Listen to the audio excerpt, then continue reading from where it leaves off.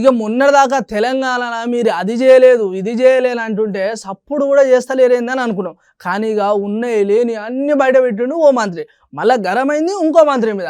చలో ఇవన్నీ కాదు కానీ అసలు ముచ్చటేందో మనం కూడా పారిందాం పండ్రి. అదన్నట్టు అసలు ముచ్చట ఇక ఎట్లా పడితే అట్లా మాట్లాడు, మంది ముందు మంచిగా ఉండు. ఉన్న కొల్లుల మీద లొలి పెడతారు, వచ్చే కొల్లునే వద్దు అంటారు.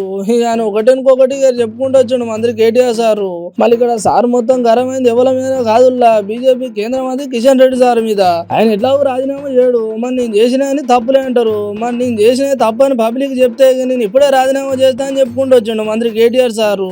మరి మీరు ఎన్నైనా పంచాయతీలు పెట్టుకోరు సార్లు, కానీ నడిమిట్లా మమ్మల్ని గురించి పరిశాన్ అయితే చేయకూరని అంటున్నాను ముచ్చటిన పబ్లిక్. 2 కోట్ల ఉద్యోగాలు అన్నారు సంవత్సరానికి, ఎక్కడ పోయినాయి మరి 16 కోట్ల ఉద్యోగాలు? కొత్త ఉద్యోగాలు దేవుడెరుగు, ఉన్న ఉద్యోగాలు మాత్రం బ్రహ్మాండం కూడా కొడతా ఉన్నారు. ప్రభుత్వ రంగ సంస్థలను అడ్డగోలుగా మూసి పారేసి అందులో ఉండే ఎస్సీ ఎస్టీ రిజర్వేషన్లను కూడా ఈరోజు తుంగలో దొక్కుతున్నది బీజేపీ ప్రభుత్వం. ఇంకా దారుణమైన మాటలు వాళ్ళు మాట్లాడుతూ ఉంటారు. నిన్న ఒక ఆయన ఇక్కడ ఉన్నాడు, మన తెలంగాణ నుంచి కేంద్ర మంత్రి కిషన్ రెడ్డి గారు, సిగ్గు లేకుండా మాట్లాడుతూ ఉన్నాడు. ఆయన అంటాడు కేంద్రం ఏదో పైసలు ఇచ్చిందంట, మనం ఏదో పక్కదారి పట్టించినామంట, మళ్ళీ ఇచ్చినామంట. మాట్లాడితే కనీసం ఇంగితం, సిగ్గు, విషయ పరిజ్ఞానం ఏదన్నా ఉండాలనే సోయి కూడా పాపం కిషన్ రెడ్డి గారికి లేదు. ఎందుకంటే మీరు తమ్ముళ్ళు జాగ్రత్తగా వినాలా. మీరు మాత్రమే కాదు, మీరు వినడమే కాదు, రాష్ట్రంలో మీకు తెలిసిన ప్రతి తమ్ముడికి ప్రతి చెల్లెలకి చెప్పాలా. ఈ 8 ఏళ్లలో ఎవరి సొమ్ముతో ఎవరు కులుకుతున్నారో తెలంగాణ ప్రజలకు తెలవాలా, దేశంలోని ప్రజలకు కూడా తెలవాలా.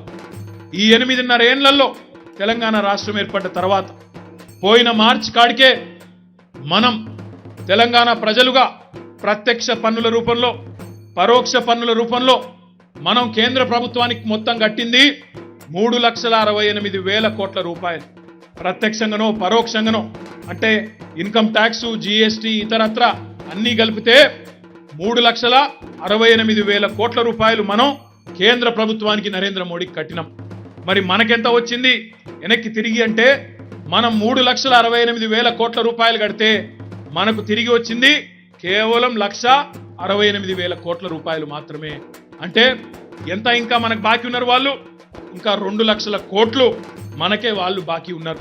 కానీ సిగ్గు లేకుండా వచ్చి కేంద్ర మంత్రి, ఇక్కడ ఉండే 4 సన్నాసి ఎంపీలు నోటికొచ్చినట్టు వాగుతూ ఉంటారు తెల్లారు లేస్తే. ఎవరి సొమ్ముతో ఎవరు కులుకుతున్నారో కనీసం అవగాహన లేదు, ఇంగితం లేదు, కనీస విషయ పరిజ్ఞానం లేదు. నోటికొచ్చిన పనికిమాలిన వాగుడు వాగమంటే మాత్రం కేసీఆర్ గారి మీద దుర్భాషలాడడం, తెల్లారు లేస్తే బూతులు మాట్లాడడం, పనికిమాలిన పంచాయతీలు పెట్టే ప్రయత్నం చేయడం, మతం పేరుతో రాజకీయం చేయడం తప్ప తెలంగాణకు పనికొచ్చే ఒక్క పని చేసే ముఖం మాత్రం లేదు. నేను సూటిగా అడుగుతా ఉన్నా ఈరోజు మాట్లాడే భారతీయ జనతా పార్టీ నాయకులను, కేంద్రంలో ఉండే మంత్రులను, కేంద్రంలో ఉండే ఇతర ఎంపీలను, ఇతర నాయకులను, ఎవరి సొమ్ముతో ఎవరు కులుకుతా ఉన్నారు? తెలంగాణ సొమ్ముతో తెలంగాణ 8 ఏళ్లలో కట్టిన 3,68,000 కోట్ల రూపాయలతో వెనుకబడ్డ బీజేపీ పాలిత రాష్ట్రాలు, ఉత్తరప్రదేశ్ కావచ్చు, ఇంకో ప్రదేశ్ కావచ్చు, అక్కడ ఈ పైసలు అక్కడ వాడుతున్న మాట వాస్తవం కాదా? తెలంగాణ 3,68,000 కోట్ల రూపాయలు కట్టింది వాస్తవం కాదా? వెనక్కి వచ్చింది 1,68,000 కోట్లు అనేది వాస్తవం కాదా? నేను చెప్పేది అబద్ధమా? నేను చెప్పేది అబద్ధమైతే, నేను చెప్పింది తప్పైతే నా మంత్రి పదవికి తక్షణమే రాజీనామా చేయడానికి కూడా నేను సిద్ధంగా ఉన్నా. అదే విషయం కనుక మీరు కనుక నేను చెప్పింది తప్పని ప్రూవ్ చేయకపోతే కేంద్ర మంత్రి కిషన్ రెడ్డి గారు ఈ పదవికి రాజీనామా చేయడం పక్కన పెట్టు, అది నీకు చేత కాదు. తెలంగాణ ఉద్యమంలో కూడా ఎమ్మెల్యే పదవికే రాజీనామా చేయలేని అసమర్థుడివి, దద్దమ్మవి నువ్వు కేంద్ర మంత్రి పదవి వదులుకుంటావని నేను అనుకోను. కానీ కనీసం తెలంగాణ ప్రజలకు క్షమాపణ చెప్పి ధన్యవాదాలు చెప్పే సంస్కారం నీకుందా అని నేను అడుగుతా ఉన్నా.